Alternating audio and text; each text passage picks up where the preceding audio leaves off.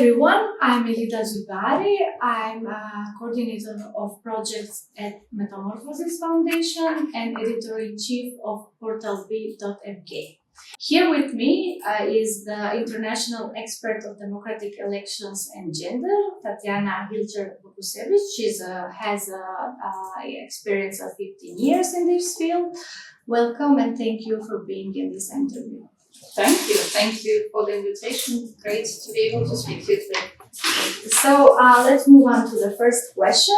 So based on your experience as an election observer and advisor on elections reform, mainly in post-Soviet Union countries and ex-communist countries, can you paint us a picture on how are these countries different or similar when it comes to conducting democratic elections? Thank you. An interesting question. It's also interesting how you frame it, that underscoring that there would always be some differences and there would also always be some similarities between the processes, and you're absolutely right about it.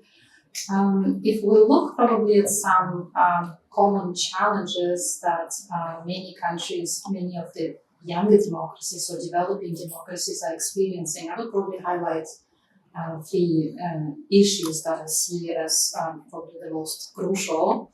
And first of all is the weakness of democratic institutions. The challenge is that many of the institutions like election management bodies, institutions responsible for voter registration, campaign finance oversight, or also electoral dispute resolution, they are often either by law or in practice are lacking either a mandate, a very clear mandate to do what they're supposed to do, or also lack capacity and resources. And this is sometimes a question of legal regulation, sometimes also practice, because these institutions are unfortunately in several countries subject to pressure from political actors or also from the executive branch, what ultimately makes them more vulnerable and undermines trust also of the voters. So that would be one issue that I would highlight. Another aspect is really very clear political polarization and the lack of public trust in elections as being the main fair mechanism for political change.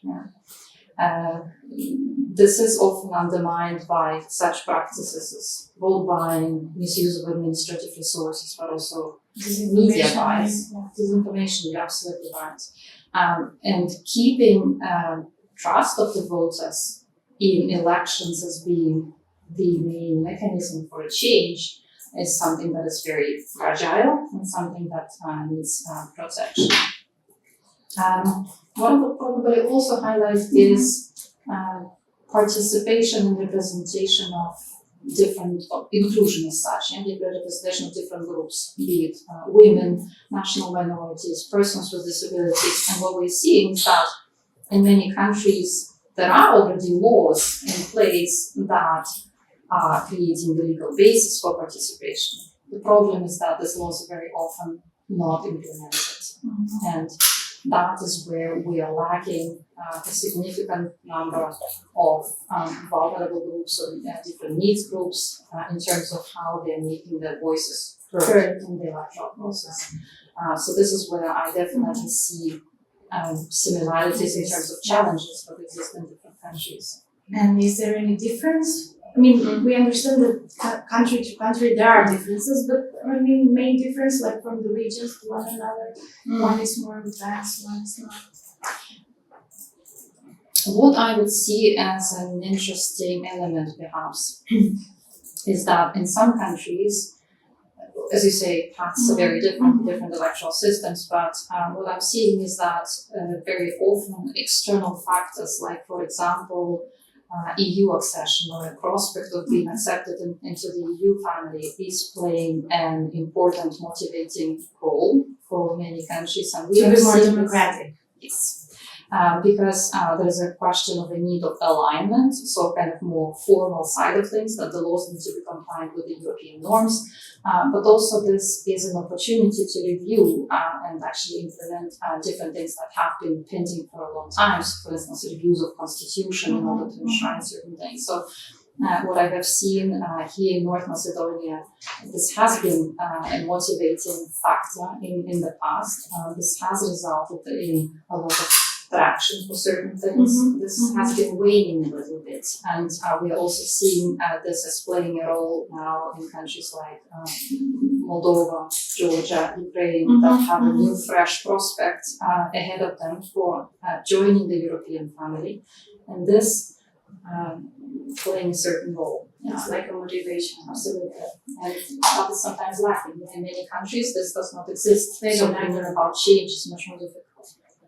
You mentioned Macedonia. You were here in 2018 as the lead electoral reform advocacy consultant. So can you share us in shortly how was that experience? What did you do here and what were the main challenges?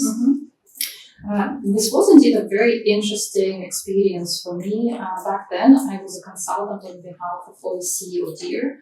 It was called a Support to Western Balkans project, specifically focusing on electoral reforms. And my role was to advise the working group that was established under the Ministry of Justice to review different recommendations that were provided by the OEC ODIHR on several past elections back then, and to advise how these recommendations could be put into practice. Why it was very interesting for me is because this is indeed a format that is very valued in international comparative practice. Why? Because North Macedonia, just like all the other OEC participating states, it is committed to follow up on past recommendations. So that process was itself this one manifestation of compliance with commitments. But what was also very important about it is that it was inclusive. It was based on some form of cross-party commitment to improve electoral processes, involved civil society organizations, and this working group really did develop quite a number of comprehensive proposals for how the electoral procedures and electoral codes could be improved. And then what happens?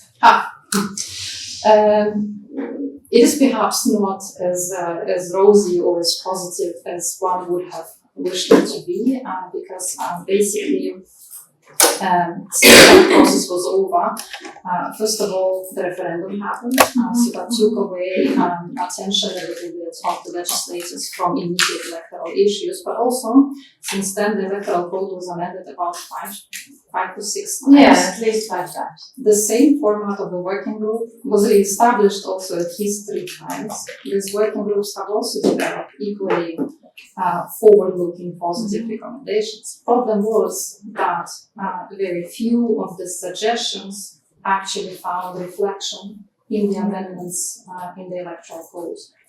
And the issue that I see is that there is unfortunately a habit here in North Macedonia, a culture to introduce amendments to different legislation, including election legislation, not in a comprehensive kind of way, but to look for piecemeal solutions, for quick fixes, which are usually done just before elections. And this often reflects immediate political realities and political agreements, but does not facilitate this comprehensive review of the laws.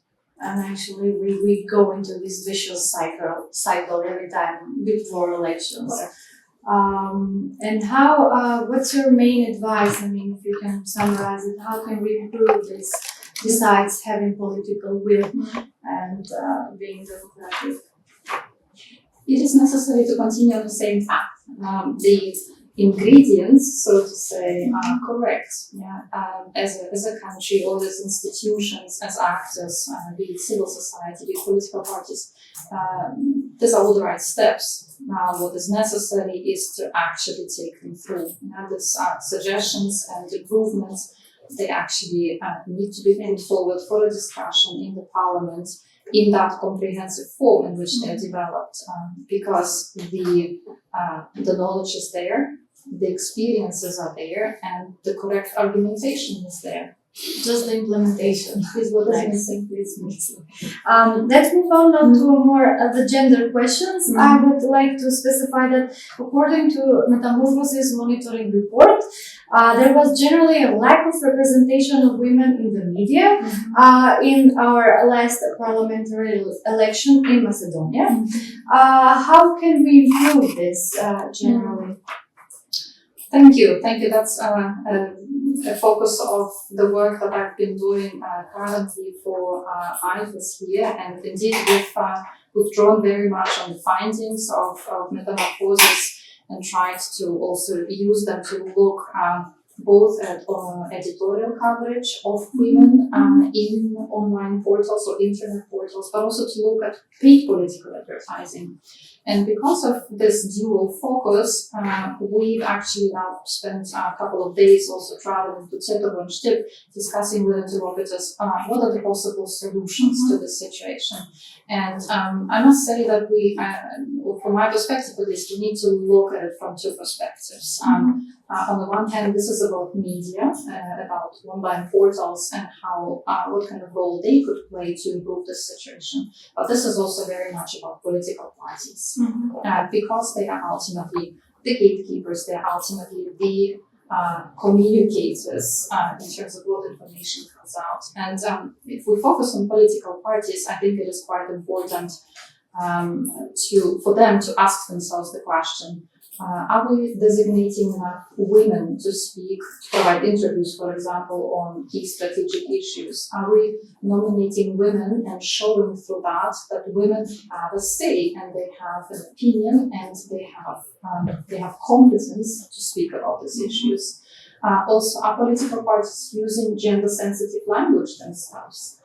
All of these questions are quite important, and they can send a very positive, very important signal in terms of how women are perceived.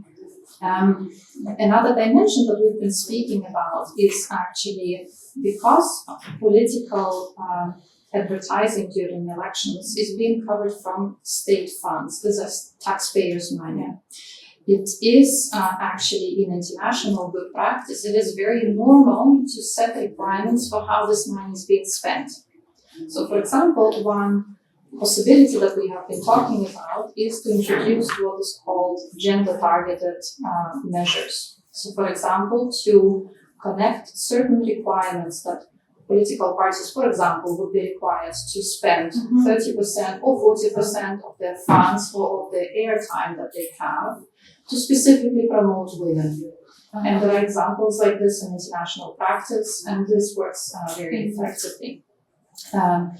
Another way of doing this is to actually earmark some of the funding, maybe even at the state level, that would be available to eligible political parties to do gender-targeted work throughout the parliamentary term, for example, so that it would not only be focused on elections, but also we could also integrate measures that would be focused specifically on media representation of women.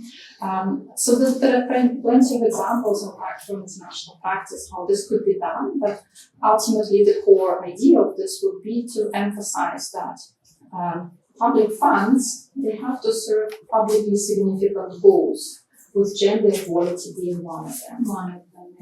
But when you say gender equality is so important, why? Can we really specify why it's important to have this media coverage, not only during elections, but as we speak now to elections, to diversify the sphere, to let women be represented as they should? Why is that? I guess ultimately it is for the reason that media, and now increasingly also online media, social media, this is the primary source of political information for the citizens, for the voters. This is where they get the information from, and this plays a significant role in what kind of image we have of what is being shown to us, right? So when women are completely excluded from the coverage, or if women are presented not as independent, competent actors, or when there is sensationalism and stereotypical portrayal in terms of family roles, right? Then this is the image that we are projecting as a media, now I'm speaking, to the voters, yes? And for the voters, this normalizes this picture, this creates an impression that this is normal, that politics are not for women, and that is the space for male actors who are more competent, who are more professional. So that is playing a very significant role in terms of how voters also act when they see a name of a woman on the ballot list, whether that would trigger any positive motivation and the desire to tick that box or not. And this media has a big role on this, and how these messages are also projected. You quickly tell us a few tricks or advices on how can media become better on this. Well, if we focus specifically on online portals, right, and this is something that we've been specifically looking at, there is in fact already quite a lot. First of all, the problem is at the moment is that online media are not recognized as media service providers, right? So this is something that needs to be addressed and to make sure that they are regulated and monitored. Yeah, this is a problem that we have. But the positive is that there are already sufficient self-regulatory mechanisms in place under the Association of Journalists, Council of Ethics, Agency for Audio and Video Visual Services, right? There are codes of conduct that are in place which actually provide sufficient guidance. So one would want, or one would wish for the online portals to actually simply abide by what's in place. And one positive step, for example, would be to formally endorse this instruments, or to voluntarily register. There is a register of sort of professional online media under the Council of Ethics. By joining these instruments, they send a signal that they commit to these principles. But also basic things as actually focusing on the substance of what women are speaking about, emphasizing their competence, right, and shifting focus away from the looks, from the badges, right, and that is what should be amplifying the importance of women voices on television, in online portals, but also in the society. Well, thank you so much for this lovely conversation. I hope to have you here again at some point. Thank you so much.